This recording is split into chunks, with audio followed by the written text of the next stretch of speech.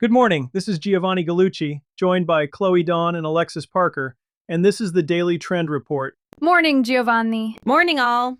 Ruby had me up at 5, so I'm 2 coffees in and the light's just now coming over the brick. Today we've got clean label food and beverage, outdoor lifestyle, and content, social, and AI. Chloe, you're leading off. So cottage cheese. The stuff your grandmother ate off a saucer with canned peaches. It's selling out. Selling out how? An actual shortage. An actual shortage. Eddie's report had production up about 20% year over year, and brands still couldn't keep it on the shelf. Viral protein recipes did it. People are blending it into pizza crust, baking with it, eating it straight out of the tub. What's pulling them in?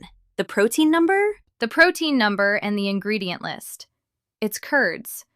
Milk, a culture, salt. You can read the whole label out loud in one breath. That's the part I'd sit on. A heritage dairy staple is winning right now for the same reason beef tallow is. People want a food they can picture. Right. And here's the trap. Big Food sees the spike and grabs at it.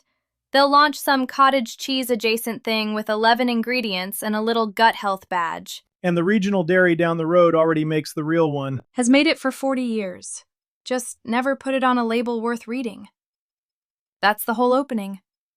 The small operator owns the authentic version, and the giant can't fake a single ingredient curd. Travis had the same read.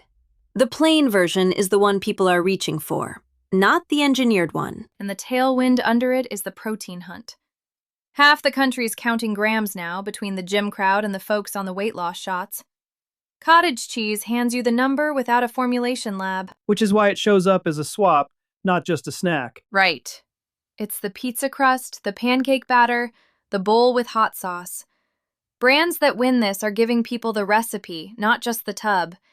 You sell the use, you sell the next 4 tubs. So if you're a small dairy or a clean label brand, what do you do this week? Put the protein number on the front, big. Then put that short ingredient list right under it, because the shortness of the list is the second selling point. Don't bury it on the back. And supply. Lock it now. The thing about a viral food is the next spike comes with no warning.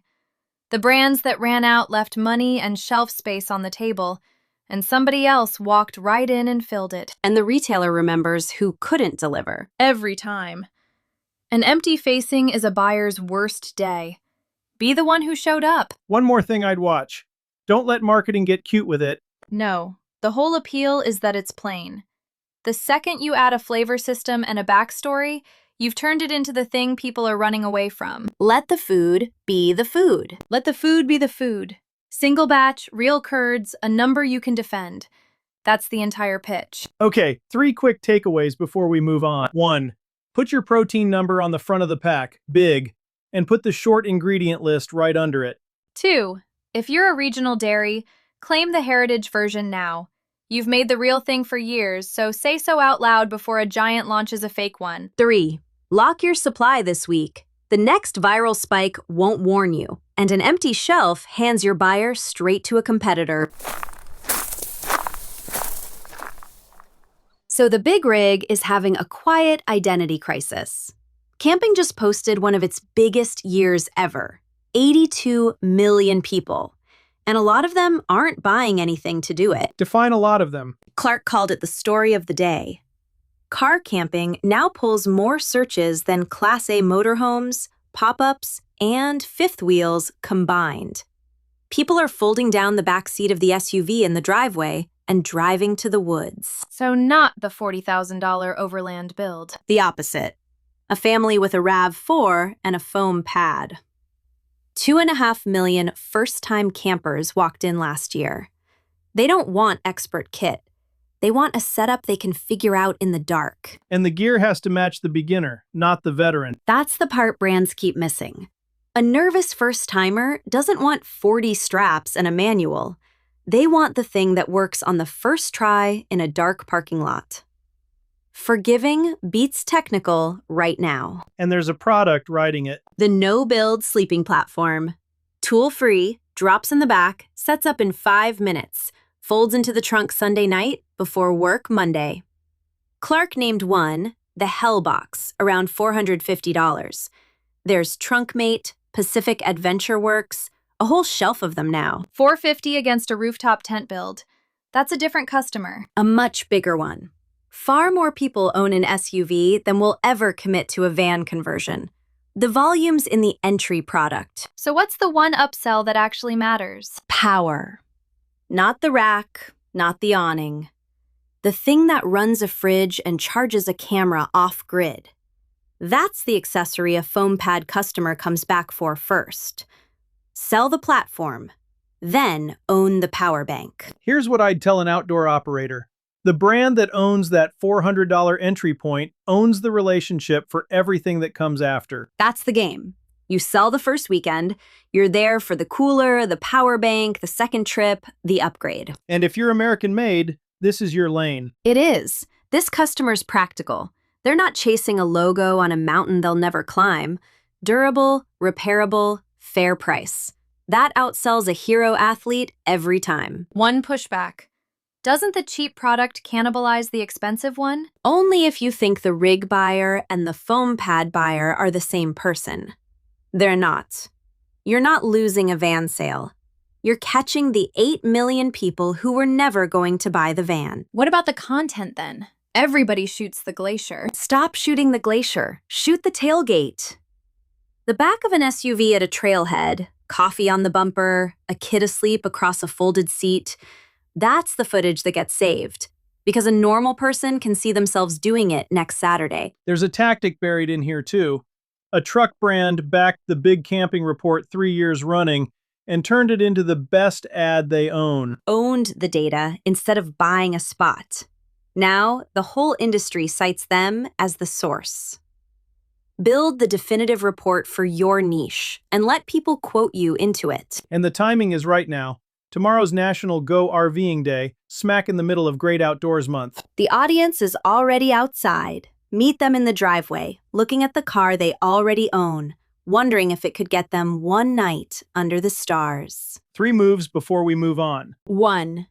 Build and price a modular sleep system for the SUV already in the driveway, not the expedition rig. Own the entry point. 2. Reshoot your hero asset as the smallest credible setup. The tailgate, not the summit.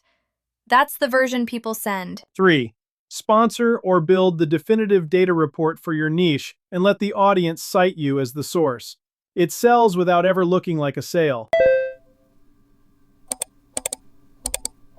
Here's the one I'd actually go rebuild something over today. Your like count is lying to you. Lying how? Instagram quietly stopped counting likes as a ranking signal. Travis's report had the 4 signals that move reach now. DM shares, saves, watch time, profile clicks. Likes still show up, they just stopped voting. So the number everybody screenshots on Friday. Buys nothing. And the data's not subtle. The average post now reaches 5 to 7% of your own followers. For business accounts under 10,000, engagement fell from almost 5% to under 2% once likes lost their weight. Because a like is free. A like costs nothing. A save means somebody wants it later. A share means they put their own name on it and send it to a friend. Those cost something, so the machine trusts them. That changes what you make, not just what you count. Both. First, rebuild the dashboard. Pull saves per reach and shares per reach to the top. Push likes to the bottom where they belong. The first time a client sees their highest like post had no shares, the whole conversation changes. And the content itself. Design every post to be sent. One question before it ships. Would a real person screenshot this and send it to one friend with the words, "You have to see this"? If the answer's no, you've got a pretty post and a dead reach number. This isn't only Instagram, though. No, it's the whole web. Eddie had LinkedIn organic reach down 60 to 80% year over year, and founder profiles outrunning company pages 5 and 10 to 1. The person beats the logo. The person beats the logo everywhere right now. 74% of shoppers say they convert off a real creator before they convert off polished brand work. The faceless brand page is the worst seat in the house. There's a hedge in here too, though. If the open feed only reaches 7% of your own people, you need a room the algorithm can't throttle. That's the smart second move. Stand up a broadcast channel or a newsletter and treat the follower count as a feeder, not the destination. The people who opt into the closed room are the ones who actually buy. So you build the reach in public and keep the relationship in private. Exactly. Reach is rented. The list is owned. Which is good news for the small operator, honestly. Best news they've had in years. You can't outspend a multinational's ad budget. You can outhuman them. A founder on camera, shot on a phone, beats a whole department every time. And it's free. The reach moved to the one thing money can't buy. That's the opening. Go take it. Here's what to actually do with all of that. 1. Rebuild your report around saves per reach and shares per reach and drop likes to the bottom of the deck. 2. Before anything ships, ask if a real person would send it to one friend. If not, rewrite it until they would. 3. Put a real human on camera, founder or face, shot on a phone. The person outreaches the logo on every platform right now. That's the show. If your brand is still chasing likes while your reach leaks out the bottom, that's a fixable problem. I do organic social strategy and content systems for outdoor lifestyle brands, clean label food and beverage, and the operators building their own name. The same gallucci.net pipeline that built this episode can build yours. Find me at gallucci.net or DM at gallucci.net on Instagram or LinkedIn. Talk tomorrow. See you out there.